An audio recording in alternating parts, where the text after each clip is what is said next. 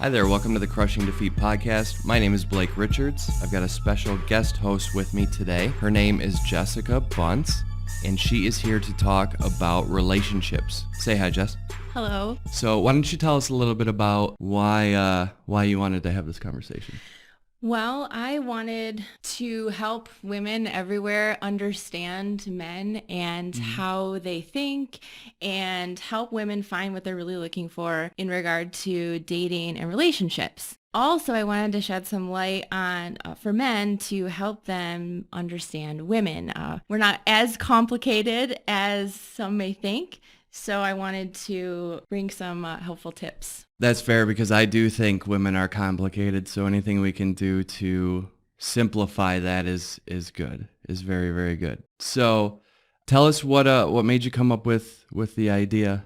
The best thing I can say is talking to my friends, talking to women in general, and just understanding that everyone wants answers. And it really comes down to a couple of things. But we all have similar questions. And I just kind of started thinking about this, like, wow, from a female perspective, we don't really understand men. And I think that if we understood them better, it would help us to make ourselves happier, make them happier, have better relationships, and just in general have better communication.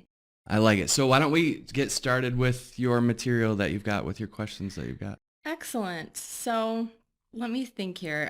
The first thing I wanted to start with was I wanted to start with men and helping them to understand women. So I've been thinking about this, like how could I break it down for guys to understand women? So I think what's actually happening is the confusion is coming from looking at symptoms. So if a woman gets upset about something or she says something that maybe doesn't make sense to a guy, there is a deeper reason that is actually underlying her perhaps upsetness or why she's bringing up a certain topic or question. The key is to actually get to the core of a woman. Okay. So I've been thinking about what is that all week. Yeah. And I feel like it's been weighing on my mind. I'm just like, what is it? What is it? And I was actually, it came to me and I'm like, oh my gosh, I get it. So here is what everything revolves around. Everything that women look for in the actions and words and behaviors of men, we are trying to answer a lifelong question. Can and will this man love me faithfully forever? Yeah, that makes sense. So every time a woman perhaps gets upset at a man, like maybe, he didn't love her or kiss her as much as she wanted, or maybe he didn't perhaps show up to an event or show up to something, those actions and words or lack of actions and words are going toward answering this question. And what he does and what he says, she takes into consideration every day, everything, every action, regardless of if you're married yet or not. It is a lifelong question that is constantly being answered in her mind. So if you can keep this and write it in a special place, that is the key to understanding women. Every single thing leads to this question that we are trying to answer every day. And regardless of if you've married this woman or if you're going to marry her, so even if you think, okay, I've married this woman, she knows that I'm going to love her forever. She does not know that. She is looking to have that answered in your actions, your words, your everything, every single day. So you think all women are looking for that lifelong commitment?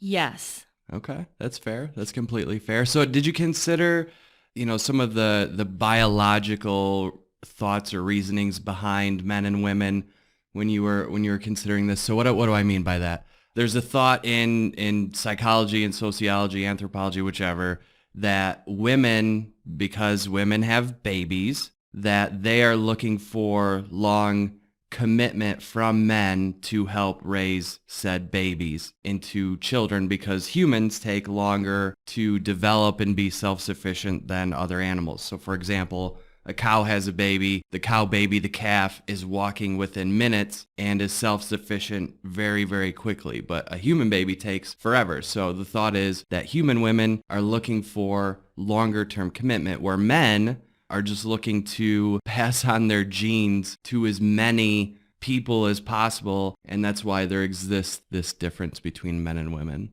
I completely agree with that. I can only really speak from the woman point of view, but perhaps that's why that question is always kind of ongoing. And I don't know that all women are aware of it, but if they think about it and they're listening to this podcast, they're probably like, oh yeah, actions that I want from my man are validating this question that I am constantly answering in my mind. I like that. And I think that's good feedback for the guys out there. Because I think a lot of guys believe that if they do that one special thing, that one special thing validates indefinitely, or they get at least a year out of it, right? So they do the special dinner on Valentine's and they bring the chocolates and the flowers, and they think that validates their love for an entire year or for a length of time, where based on what you're saying, women need that validation more frequently. Yes, we are constantly analyzing everything around us. What is the underlying meaning of what this guy said? What does his text message mean? What does his actions mean? He didn't show up for this. What does that mean? Like, what does that mean? Because she's trying in her mind to answer that question. Does he still love me? Will he love me forever? And will he be always faithful to me forever? Am I like the most important thing to him, like, ever? So what advice would you give the guys out there that honest to goodness want to validate how they feel at an appropriate level or an appropriate amount of times? I would just say, tell her that you love her, even if you feel like you're saying it, every day, or like, oh my gosh, she doesn't need to hear this every day. She does. And being intimate with her, letting her feel that you love her, be there for her. So if she asks you to be part of something, or if she has something special going on, like, that is important. Do everything you can to be part of that and show with your actions and your words all the time that she is so important to you. And that will actually ease her mind. It will answer her question. And then that gets you a lot farther with her in her heart and in other ways. So it really ends up getting you everything that you want because she feels that her question is answered. Jess, do you think there are outliers to this? So women out there that aren't looking for that? And I'll tell you the reason why I asked. So I was with somebody for a while, I don't know, it was a year or whatever, and I would do that and I would say those things and blah, blah, blah, I love you, blah, blah, blah. And I got the feedback from her that she thought that was weird and that I said nice things like that too much. But I can tell you her upbringing was not typical. Like, her parents and her weren't very close. For example, when I talk to my mom on the phone and I get done talking to my mom, I say, I love you, Mom. And she says, I love you too. And we hang up, right? She didn't have that. She didn't have that type of relationship. So I think that altered her, as she got older. So do you think there are outliers like that where this might not always work?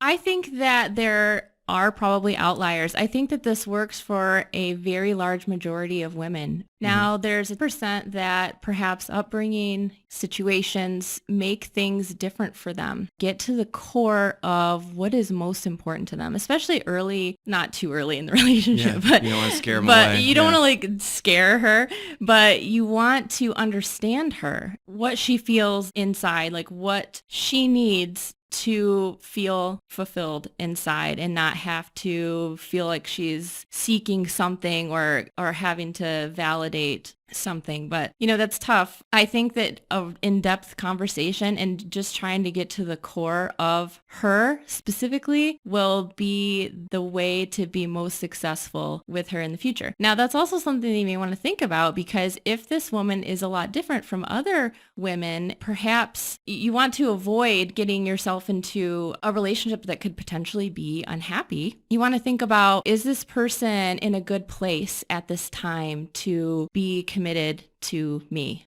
It didn't work out, but it made me think of that because I remember getting that feedback specifically, like, oh, that's weird. You're too nice. And I thought that's really weird. You're weird. No, you're weird. And it was Yeah. just this back and forth. But so, all right. I think Okay. that anything else you want to No. tell the guys out there, or is it No. time to get into the? Let's get in. So I wanted to say that first to the guys because I wanted to keep it simple and give them something that they can always have with them to understand women. Because the women's section is going to be a lot more in depth. Okay, I think that's good. Fair I think enough. it's a good umbrella to start with. Great. Okay. So basically what I want to do, Blake, is just walk through and I'm just going to tell you the outline real quick and then we'll dig in. But I'm going to start with attraction and then we're going to talk about dating, a little bit about texting with dating, and then talking about when you're really into a woman, someone that you would be serious about. So we're going to go through like all these different categories. Mm-hmm. So the first thing I'm going to start with is let's talk about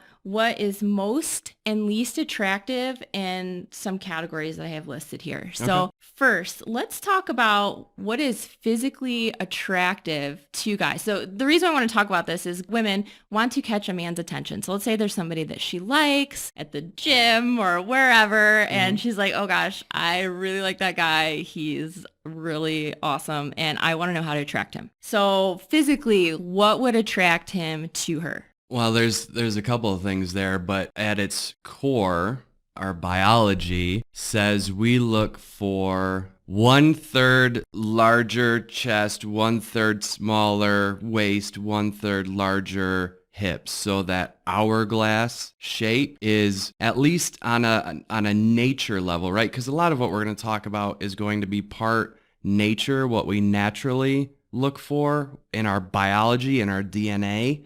And then nurture, how we're raised and what we see growing up also plays a part. The good thing about nature is it's usually pretty consistent. The problem with nurture is that's where differences are created. But at its root, guys like, I don't know, I'm trying to think of guys like Salma Hayek shape more than Jennifer Aniston shape. So Jennifer Aniston is girl pretty. Girls look at Jennifer Aniston as like, oh my God, she's so pretty, blah, blah, blah. But guys, at least naturally, tend to be more attracted to the Pamela Anderson, the Salma Hayek, that type of shape. So the curvier, more voluptuous. Yeah. It's subconsciously we look for who can make the best babies for us. We don't think about it that way, but subconsciously that's who we look at. Now, beyond that, guys look for totally different things. There might be guys out there that have gotten themselves so that they like crazy stick thin women, right? And there's guys that'll be attracted to that. There's guys that like bigger women. I want a girl that's 200 plus pounds. So it's hard to say there's a hard and fast rule, but the closest I can get is to that, nature part where we look for those proportions in a body because those proportions make having babies easier and better, right? Right. So that's why guys like large breasts, because large breasts means you can feed the baby a lot. Guys like wider hips, a little bit wider hips, about 1/3, because those hips bear children more easily and effectively. What's interesting though is our society has gotten so advanced, those natural instincts don't play into it every time. And that's why I'm saying different guys will look for different things. So if there's a girl out there and what I'm describing is not you, don't get depressed, because there are guys out there that will be very attracted to you. I don't want any women listening to this to get bummed out because they don't match that biological archetype that men look for. On the other hand, I think what guys look for is, and I think women might do this too, is a level of attractiveness based on face and body symmetry. So we look for subconsciously symmetrical face. We look for, we like a heart-shaped face. Typically, guys look for that. Let me think what else. And then also the level of attractiveness. So if a guy feels that they're a 5 on a scale of 1 to 10, they're going to look for a 6 or a 7 or higher in what they believe is the attractiveness scale. So most guys want to buy up, so to speak, and that can cause some issues. But Depending on the guy's confidence, I don't know. I believe girls like confident men, and that is attractive to them from a standpoint of the strongest guy can gather the most food and feed us the best, right? Again, going back to that nature piece. I think that women have an inner sense of how strong a man is Yeah. or not. Like we just know. Yeah. Yeah, we can just like feel it. We're like, oh, he's strong. Like, yeah, I already know. So moving on, the next one would be mentally. So, okay, so let's say, this girl, she's like, all right, I got a good feel for what's attractive to men now. So I know kind of what I'm going to wear next time to the gym or like when I see this guy to try to accentuate my features and stand out the most. Mm-hmm. So, okay, this guy starts to get to know her. So talk about mentally, like what attracts a man. Mentally? Wow, different guys really like different things, so that one's kind of tough. But personally, I want a girl or a woman that's smart. I want someone that can hang in a conversation. But guys also want to be the protector or I hate to say it, sometimes guys like to be the smart one. Let's say you're with a guy and you're smarter than the guy. Maybe sometimes you want to let him have the win. It's a primary reason why guys hate asking for directions because it shows weakness, that type of thing. I can figure it out. Guys hate using instructions to put together their IKEA furniture because I'm smarter than this. I don't need to read instructions. But me personally, I don't care. I'll ask for directions. I'll say I'm lost. I will look at the instructions to build things. So I think you've got different categories that men fall into. And I think women need to figure out, okay, is this guy, because you said they have a sense, is this guy more of the stereotypical, I'm tough and I'm hunter-gatherer, right? I'm that macho type of man. Or is it more the intellectual type of man, the book smart man? Or is it somewhere in between? I think that will dictate how the girl should act a little bit more than just blanketing all men. So a girl that's with that tough, I'm that macho man, let him be the protector, so to speak. Let him be the one to sometimes solve the issue and use that in a way that will kind of stroke that ego a little bit.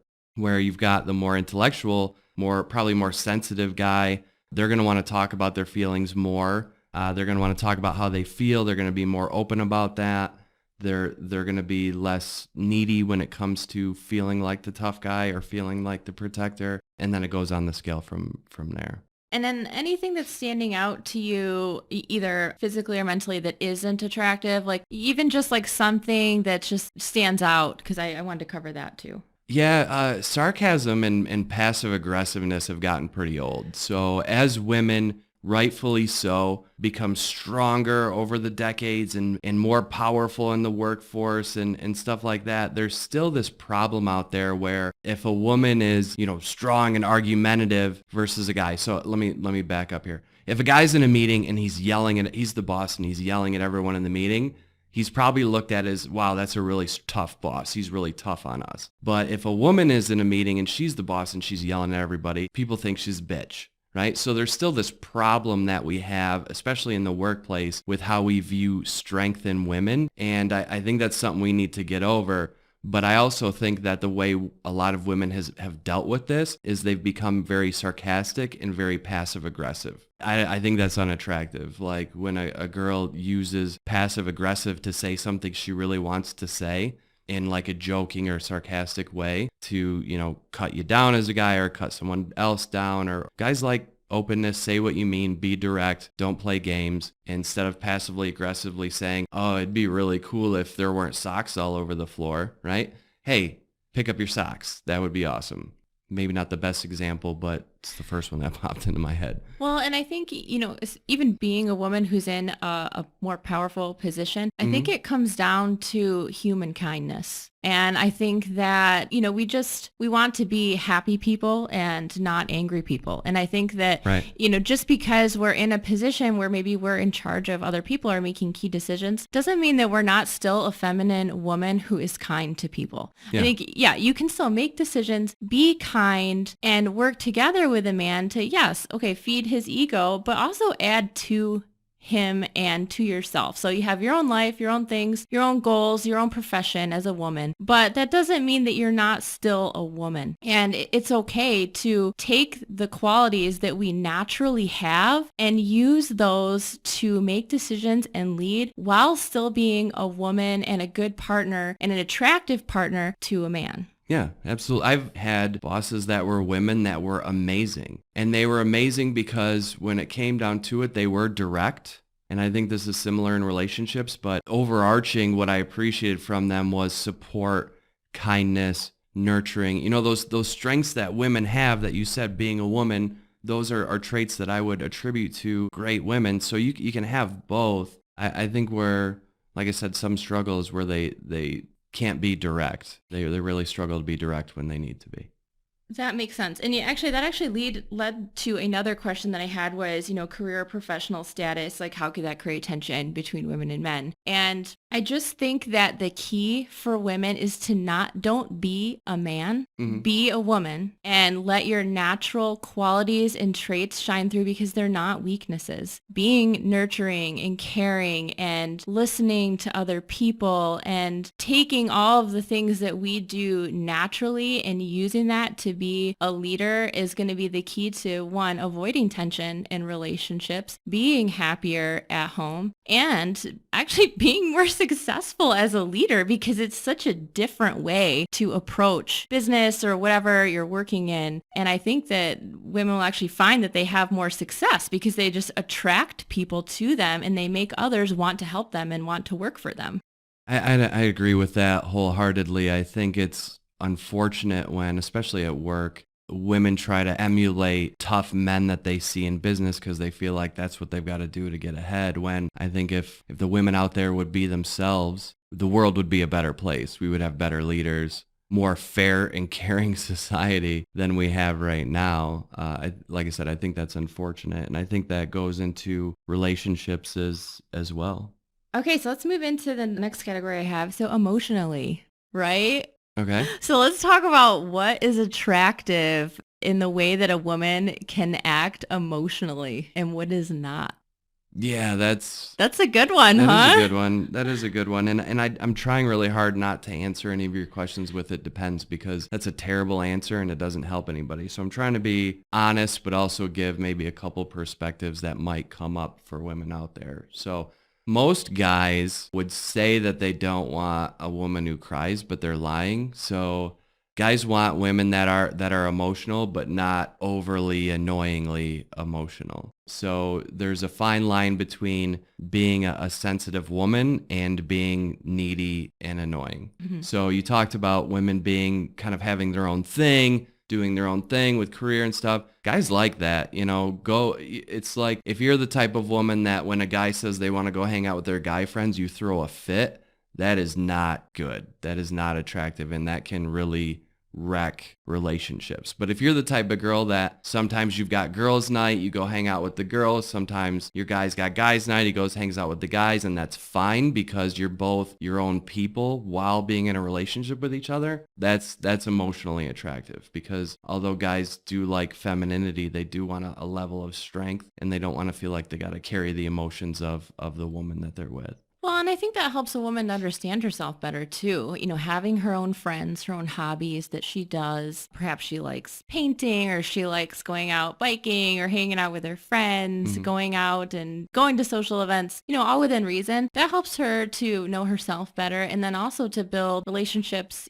friendships. Not all of her happiness is depending on one person because that's just too much. So I think that all of these things and having her own interests in life keep her happiest and make her a better partner for a man, and I think make her more emotionally attractive. Yeah, absolutely. Please do not, like you said, Jess, rely on your guy 100% for your emotional satisfaction and happiness. And if you're with a guy that wants you to be that way, he's crazy, possessive, and it's going to cause problems down the road.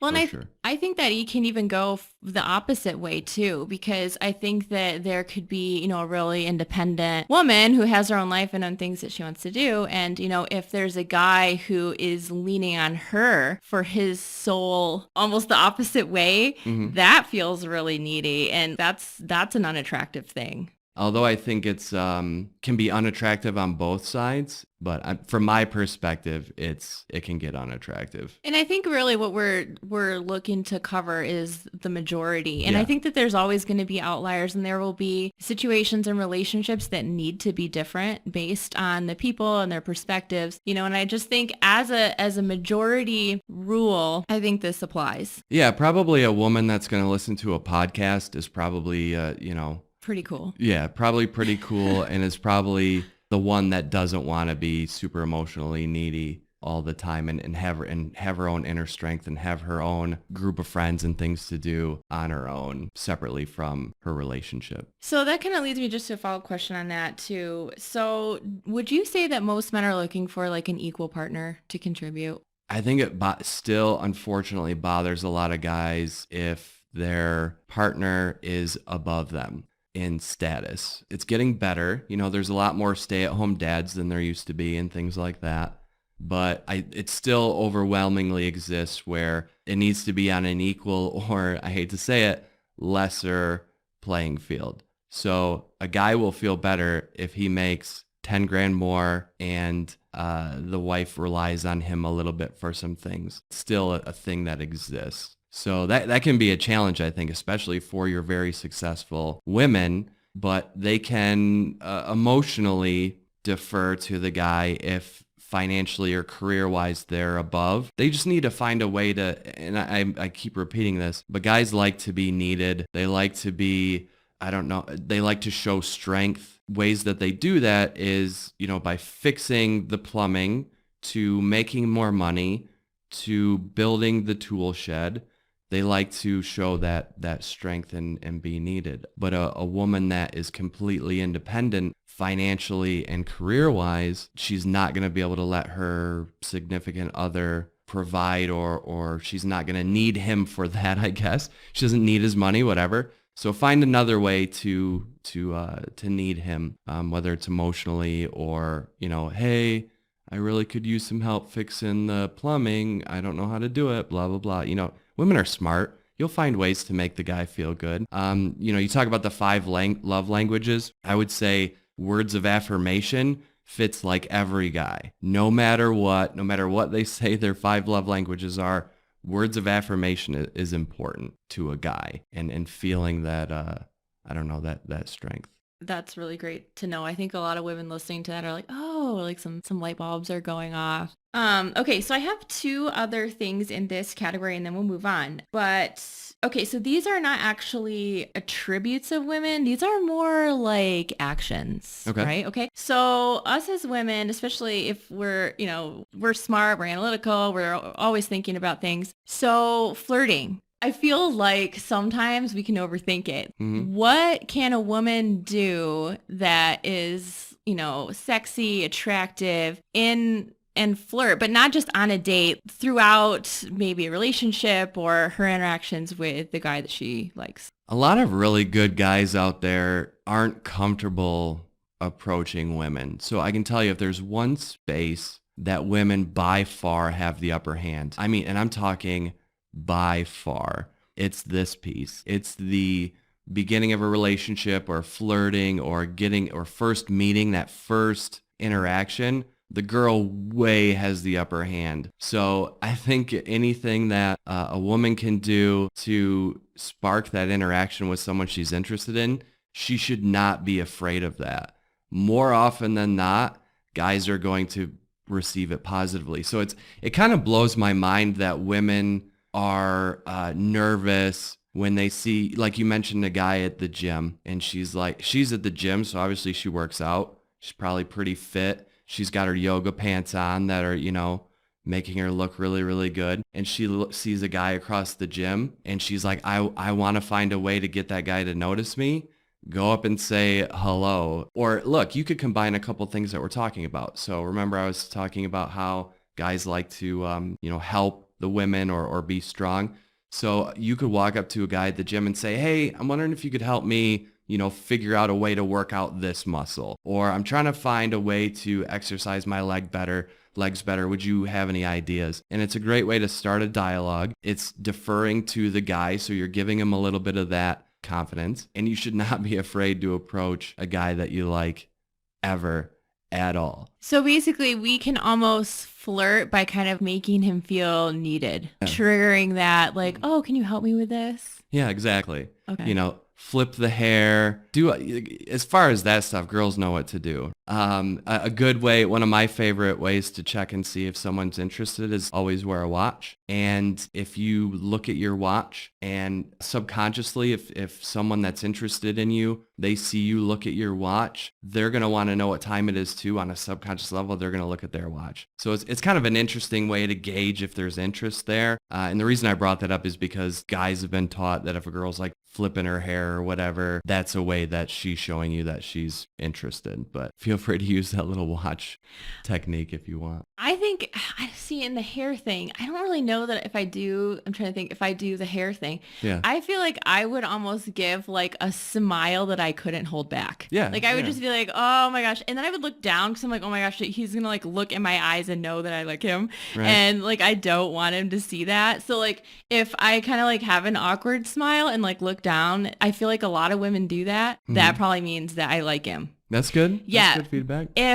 So like if I don't really like a guy, I'll look at him in the eye Okay. and I'll just be like, oh, like that'll be the first word like out of my mouth. Oh, Yeah. oh. Yeah. Instead of smiling and looking down. I don't know. I feel like a lot of women do that though. Which is weird because that could be construed as opposite, right? Direct eye contact means, oh, they're into it. Someone looking away means, oh, they're not interested in what I'm saying, right? I want to hide my eyes because I feel like they look into my eyes like they're going to know like what I'm thinking. I feel like, oh my gosh, like he can't know. Well, and that might be causing some of the communication fallout. Although I understand what you're saying and it makes sense. Some guys might construe that differently and take it that, oh, well, she's not interested. She's not even looking over here. Yeah, and see, if anything, it probably means that she is interested. Yeah, well, good to know. Yeah, because she's nervous. Yeah. And so I said the hair flip thing, it doesn't have to be like a valley girl, but, a lot of girls will tuck their hair behind their ear, and play with stuff. Touch on the guy's shoulder, like any physical contact shows, that there's interest there. I feel like some are too afraid to do that. Yeah. I feel like if a woman acts nervous around you, she likes you. Yeah. Yeah, because she's nervous, because she's thinking about, oh my gosh, should I like do something, or I need to think of something to say, like I don't know what to say.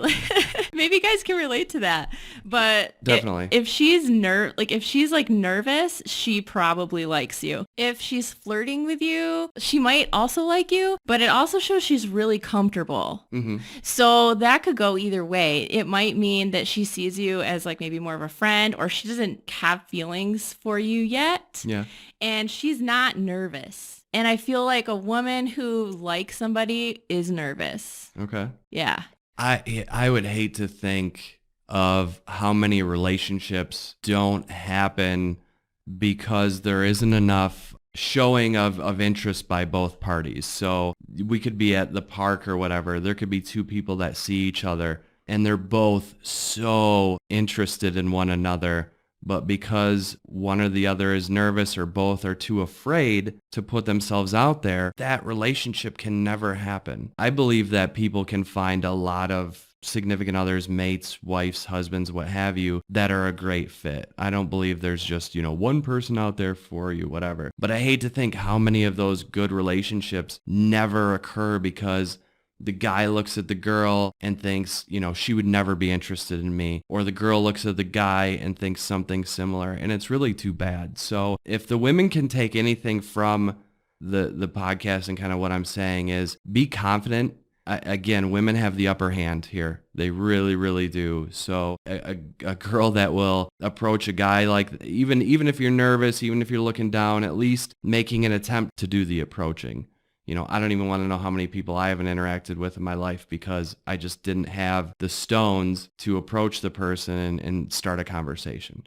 And I think that's happened to just about everybody out there. I think everyone listening to this right now could think of a time that they looked across a room, a bar, a park, a Christmas party, whatever, and saw someone that they liked, but they were too afraid to do anything about it because they feared rejection. So anything a girl can do for a guy so that he doesn't feel like he will be rejected out of hand is a good thing. Excellent. Okay, I think we can move on to the next category I have here. So Okay. especially from a woman's standpoint, there's a lot of question about texting. Everyone wants to know what texts mean. So I just want to hear from a guy's point of view, what is attractive in texting and what is not? What is attractive in texting? I think overuse of texting can be unattractive. So this need for it to be 100 text messages, I think a few back and forth, but if it gets longer than that, I don't know, maybe pick up the phone. If the conversation is that in depth, maybe take the time to pick up the phone and have a conversation with your voice.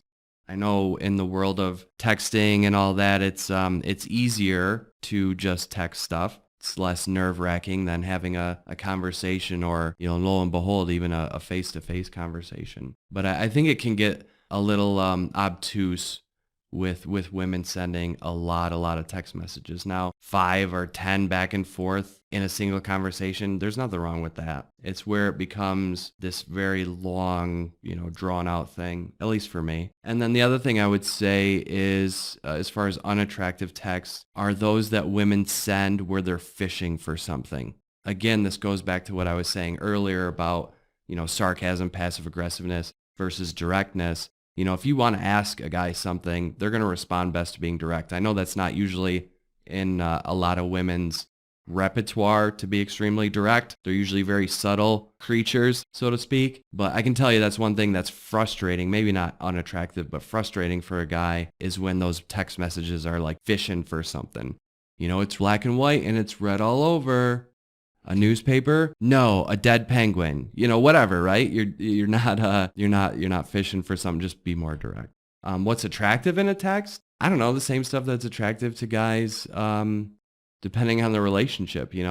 There you can take it from, hey, I had a really nice time, or thank you so much for whatever. That same type of ego feeding, I guess, that guys love, as bad as it sounds, we do, to something more sensual can also be attractive depending on the guy. So the next one I had on here is, should you get to know someone through texting? Can you get to know someone through? I mean, I hate to answer a question with a question, but can you really get to know someone over texting? I don't think you can. I think that you need to spend time with them. Yeah. If you are texting a lot and you're like trying to get to know someone through that, I feel like you should just go hang out or just go like spend some time together and talk face to face. Yeah, which is scary in the world of technology to actually have a face-to-face conversation. And especially when it's new, I get it. That may be nerve-wracking for a lot of people to do a lot of face-to-face because we just don't as much as we used to. There may be some nerves there, but I agree with you. I think if you can get over yourself and take the time to go and meet with someone that you like face-to-face, you're going to get a lot further. But with that said, I think you can go through the regular stuff via text. What's your favorite color? Blue, green. What's your favorite movie? I don't know. Braveheart, Love Actually, right? That was a guy and a girl going back and forth. If you couldn't tell, the Braveheart was the guy. The Love Actually was the girl. Just throwing that out there. But yeah, I think you can go through those like, what do you like, what don't you like, blah, blah, blah, blah, through texting. I think that's okay. Not as good as doing it over the phone or even better face-to-face. But as far as really getting to know someone and their intricacies, it's too easy to lie over text. Maybe even people leading someone else on, maybe. It just seems like that could be a really easy way to maybe like string someone along instead of like just spending time with them. Yeah, and it's equally as hard for guys to shut down a girl than it is for a girl to shut down a guy, maybe even harder. So that can be a bad sign. Like if the guy doesn't ever want to hang out and he just likes to text, it's probably not going where you want it to go. If they're primarily communicating, I could see digital, media or text messaging or email or Facebook being a way to string someone along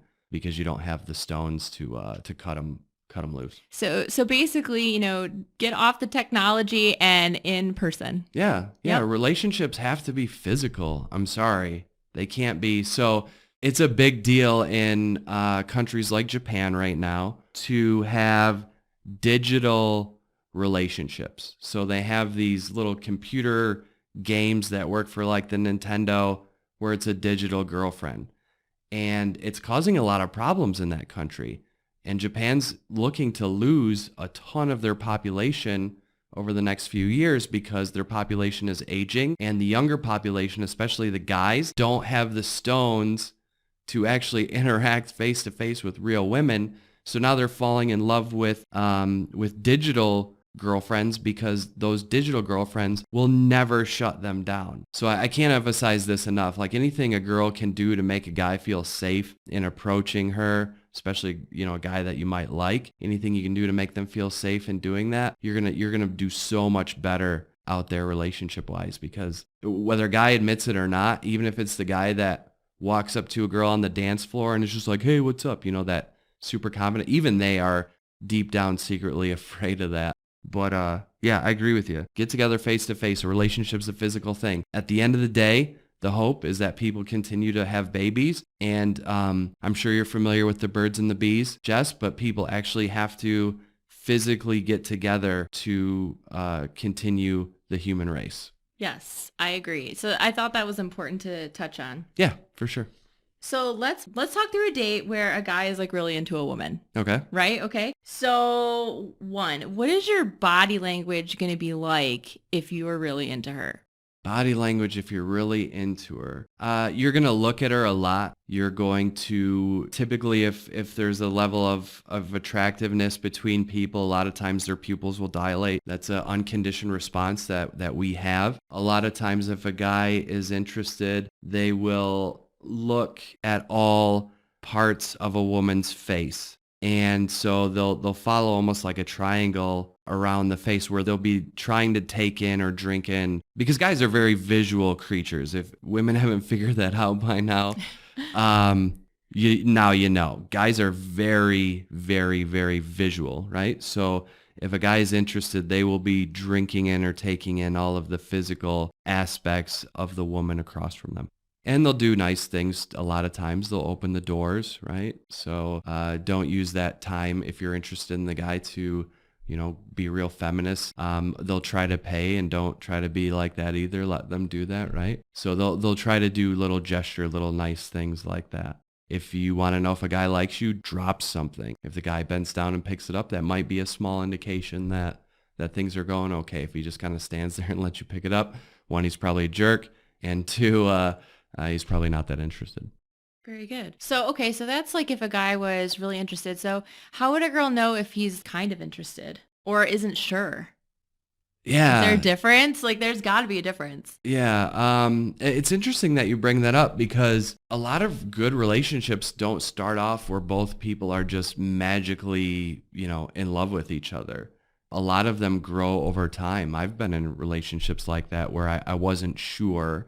But then as time moved on, I became more and more sure and more attracted. So I think it's a great point that you bring up. How do you know that? I don't know. I don't know how you'd know the middle ground. I guess they might be a little bit less engaged, but still moderately engaged. But the other problem is that might not be that they're moderately interested. That might be that they're nervous about whether or not you're interested.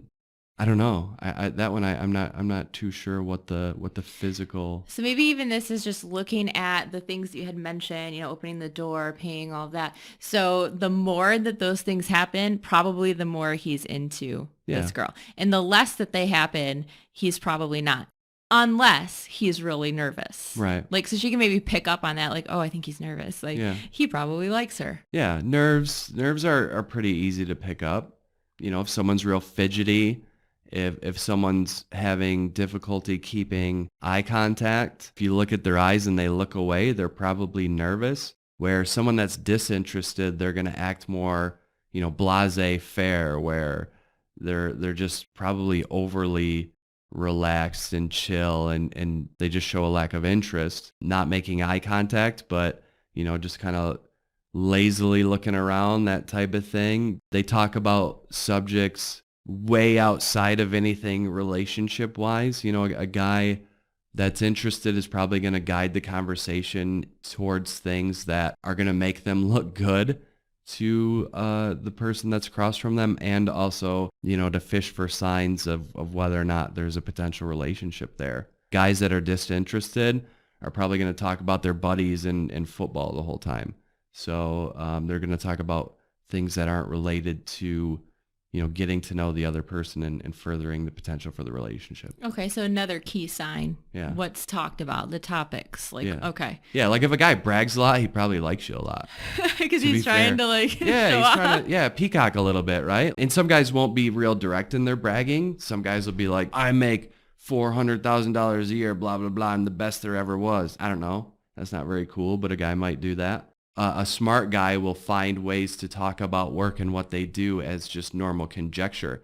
But women are smart enough to read between the lines and see that they're peacocking and they're trying to brag a little bit. That means that they like you. Awesome. Okay, so I think that we covered that. So what do you hope you definitely do not talk about? What do I hope that I Yeah, definitely... like if you're on a date, you're like, oh, I hope that we don't talk about this, like politics or like are there any like taboo topics?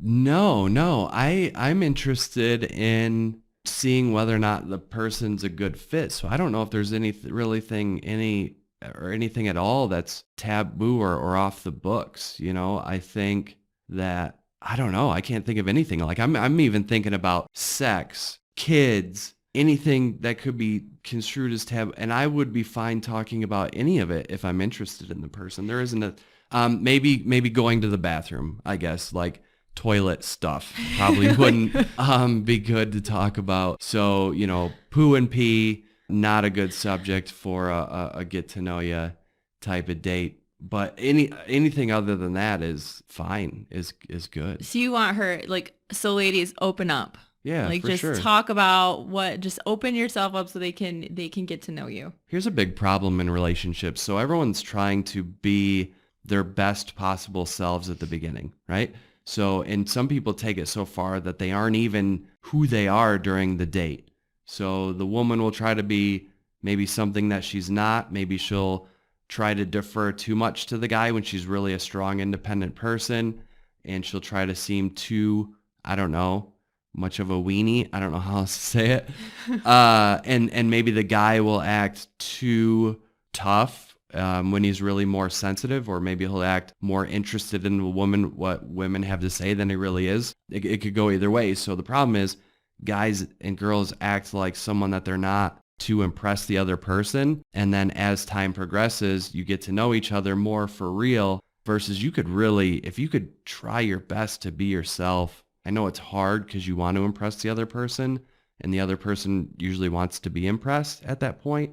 But if you can try your best to really act and be yourself, you're going to get a lot further, or you a lot more quickly assess whether or not this is something that's going to work. Awesome. Okay, so this next question, I feel like women are really going to like. Okay. Because I feel like this is something that we all kind of talk about like at girl time, like without guys around. Okay. Okay, this is, how many dates do you think you would need to go on until you felt the following way for a woman? Okay, so I'm going to walk through a couple of things. Yeah. So 1, crush. A crush? Yeah. A crush can happen right away. Like a crush can happen very, very quickly. I'm talking before the first date or after the first date.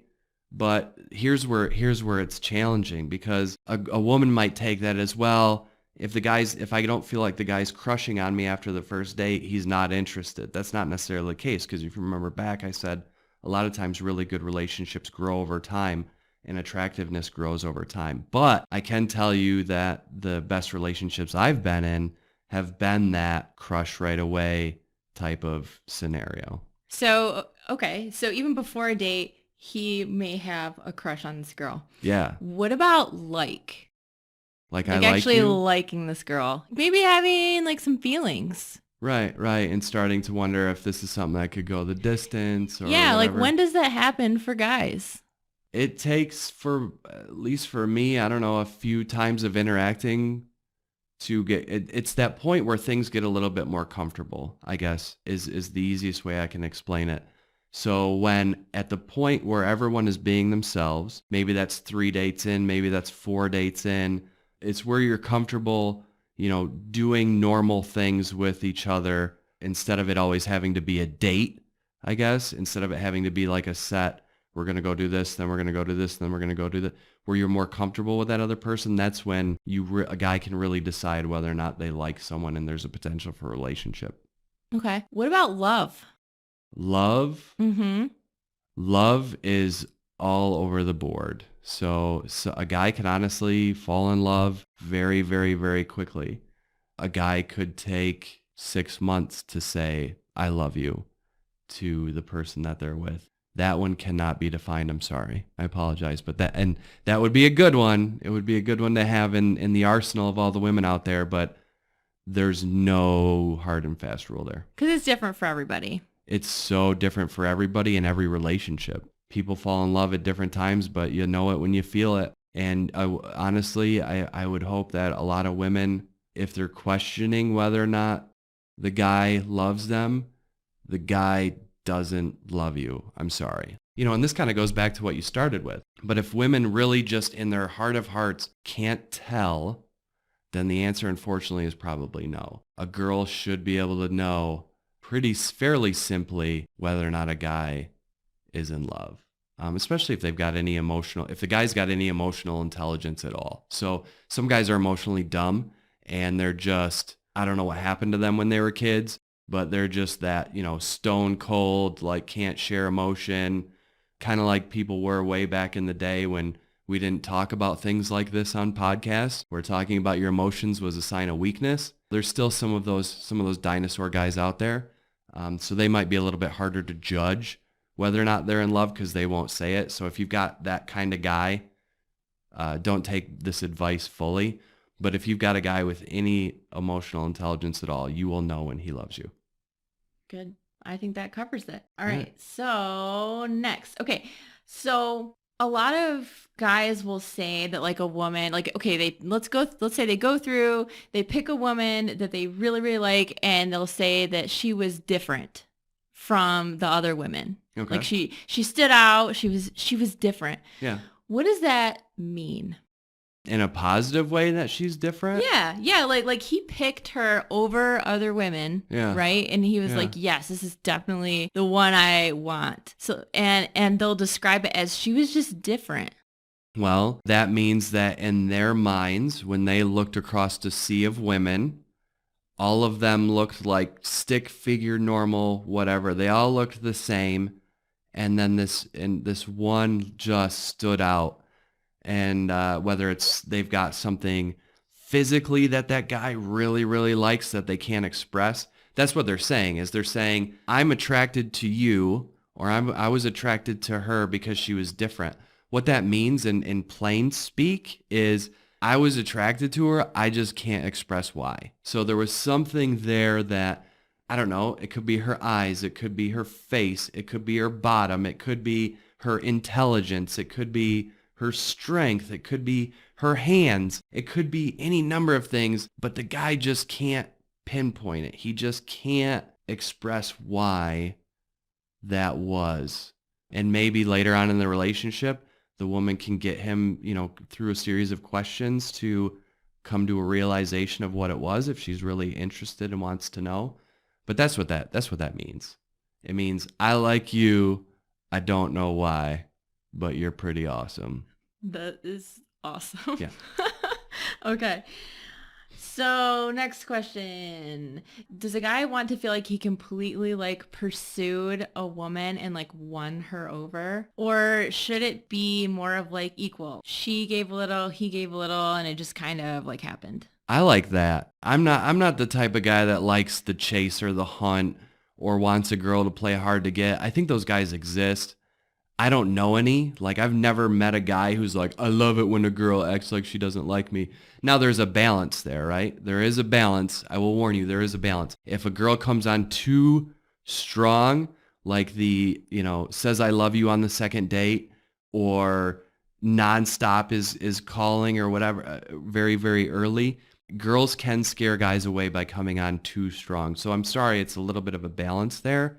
But I've never liked any of the girls that played really hard to get with me. I didn't chase after them really hard because I took that as they didn't like me.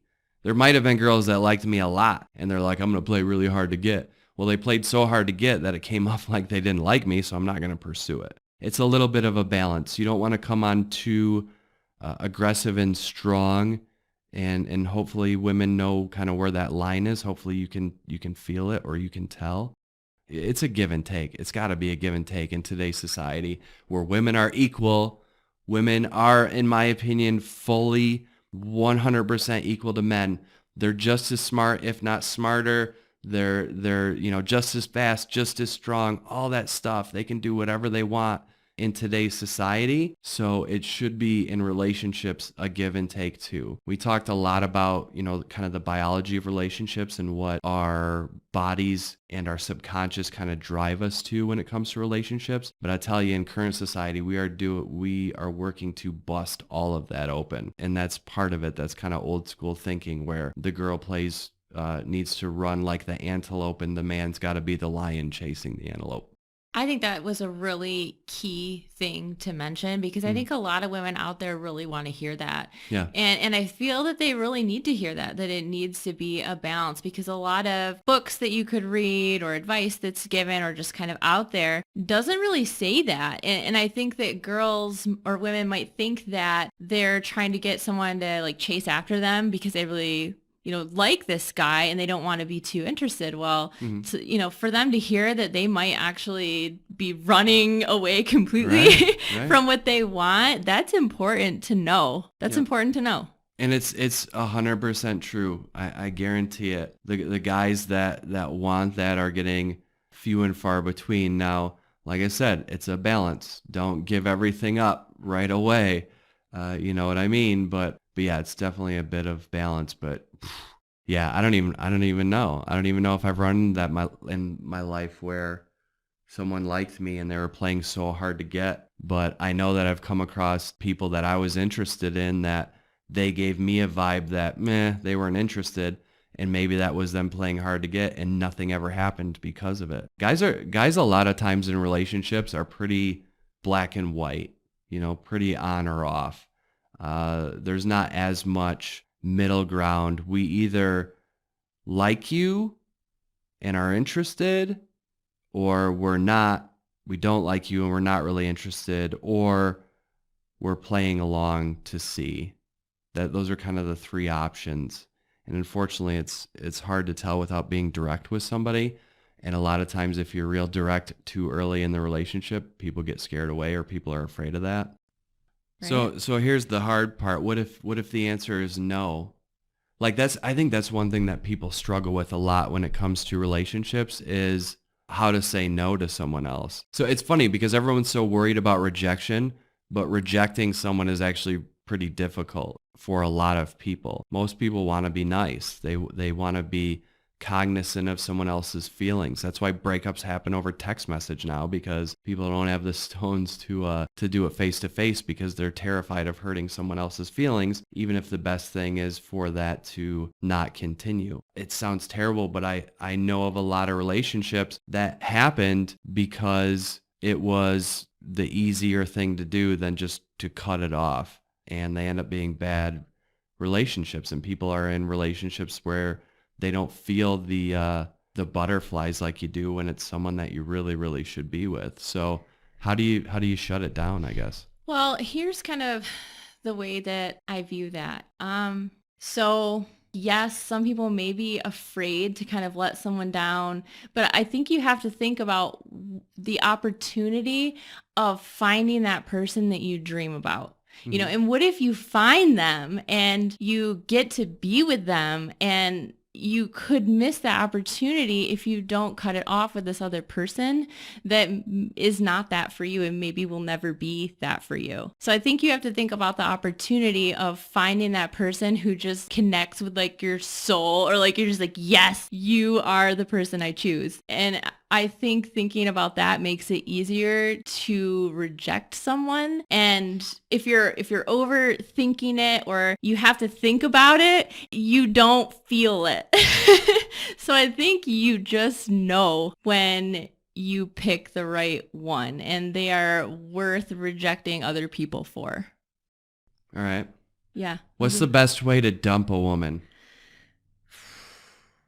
It's hard, right? Yeah, there's really not a good way to do that. No. But what would be the most, obviously text messaging's the easiest, but the worst. Is that fair to say?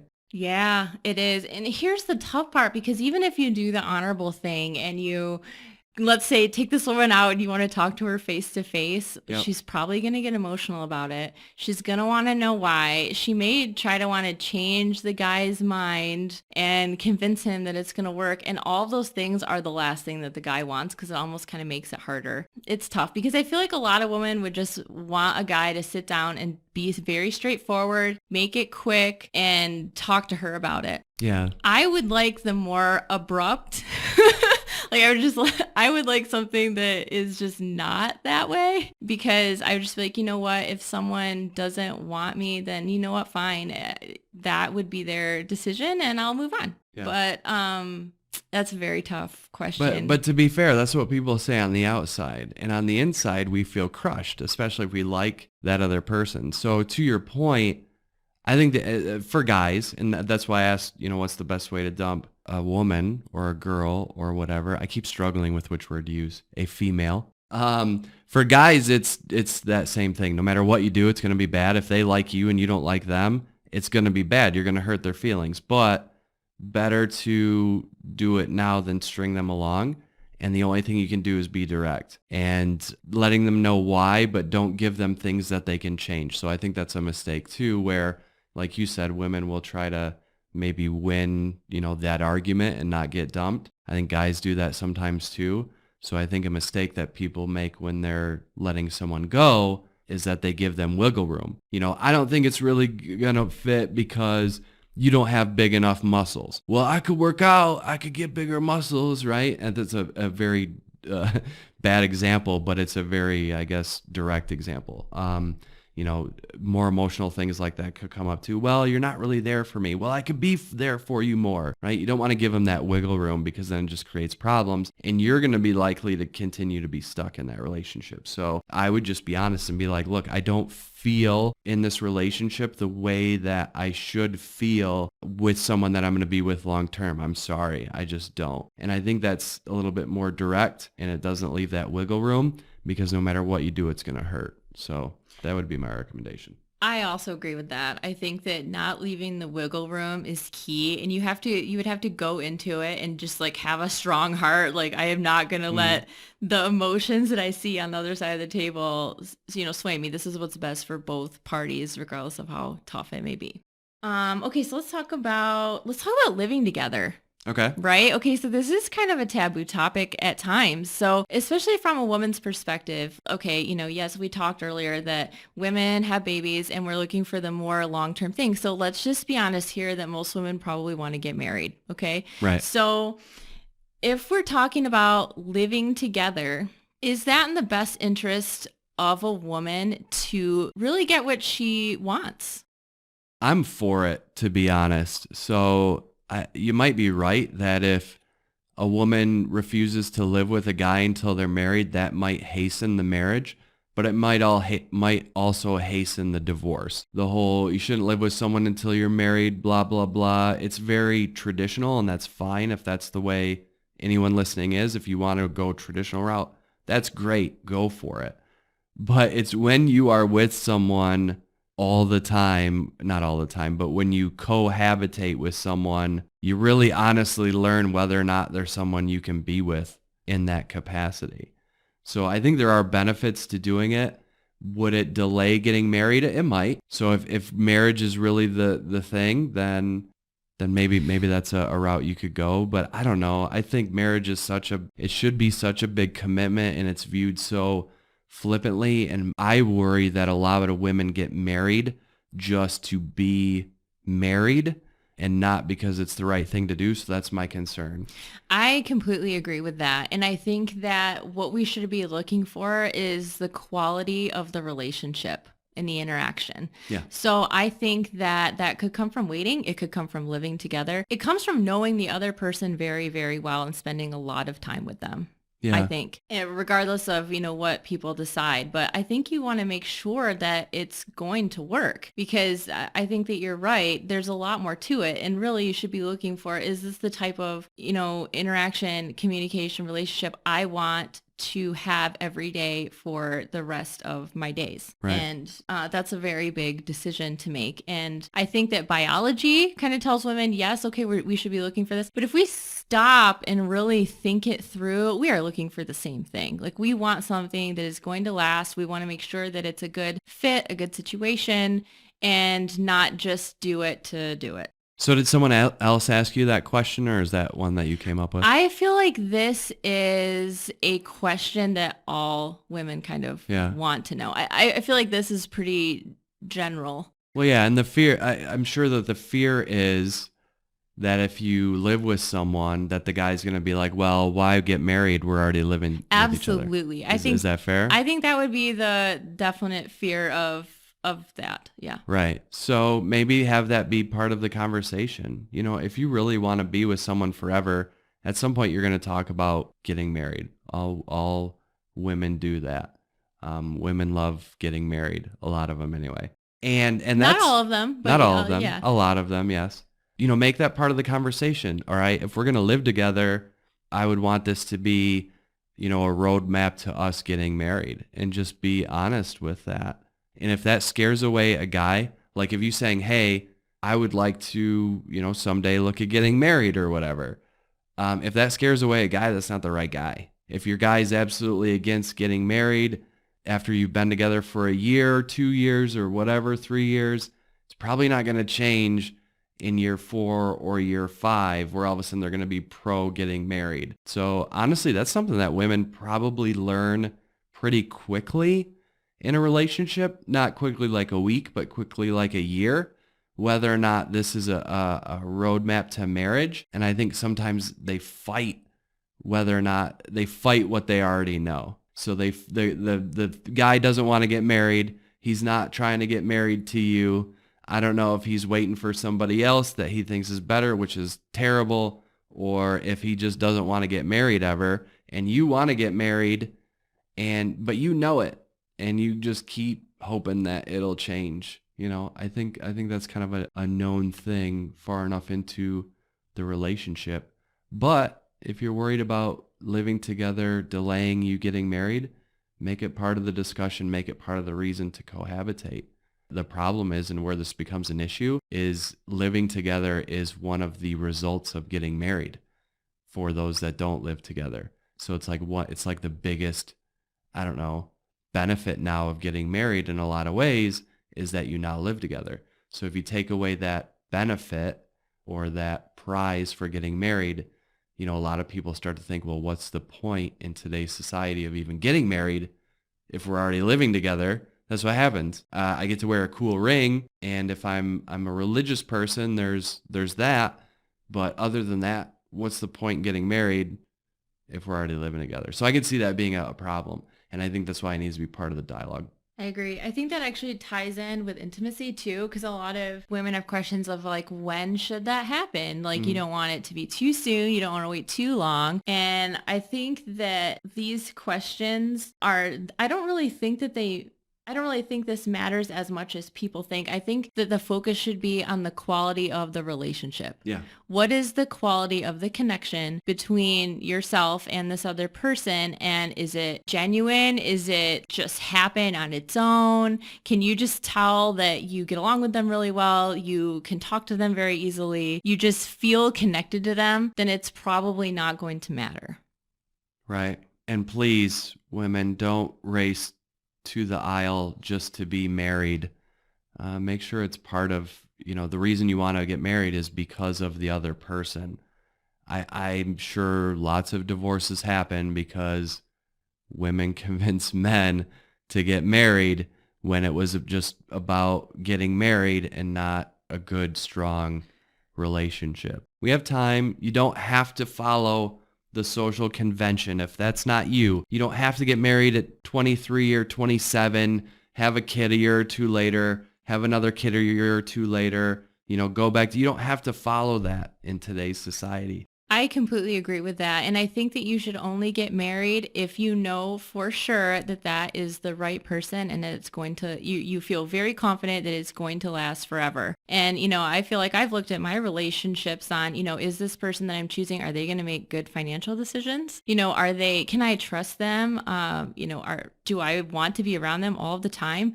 I've really looked at, is this going to be a good fit or not? And I think we should do that and really think about the quality of what we would be selecting instead of looking at it as just something that you should do. Right. What else you got? Let me see. So I just really have one final question, and I think it's really the most important question. And this kind of ties back into the beginning of what we talked about with men and how to understand women. So we live in this crazy world, right, where everything is changing all the time. There's a lot of unexpected things. There's a lot of things that are unpredictable. The only thing that's constant is change. So in this world, do you think it's possible to have something that is genuine and true and honest that can stand the test of time nowadays? So let's say two people get together and they're like, yes, we are like soulmates, and they, whatever they decide to do, get married or not. And can that survive in the world we live in today?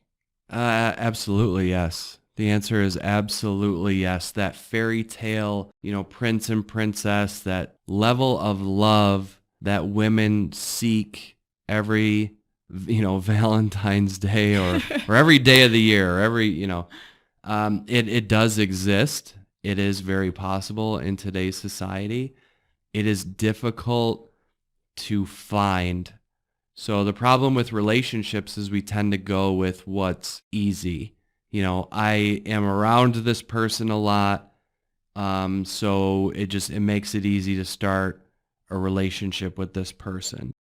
We tend to interact with the circle that we know. One thing that's helping with that is online, but online dating has its own host of problems. But in order to find it, we have to broaden our circle. At least in my opinion, you have to look further than your own little cocoon life, right? You have to look beyond the workplace and, your house and the one other place that you hang out or whatever. You've got to have a larger pool to choose from, I guess is the best way. If you do that, you are much more likely to eventually come across that person or people, because I think it can happen more than once and with more than one person. But you will definitely know when you find it. And you will definitely know if you found someone that's not it. And I would say to, all the women out there and all the men out there is be good enough to yourself, be kind enough to yourself to not settle. Because you can find if you are in a relationship and you feel like it's okay, find someone different, because everyone out there can find someone that they feel, oh my goodness, I love this person so much, I can't even believe it.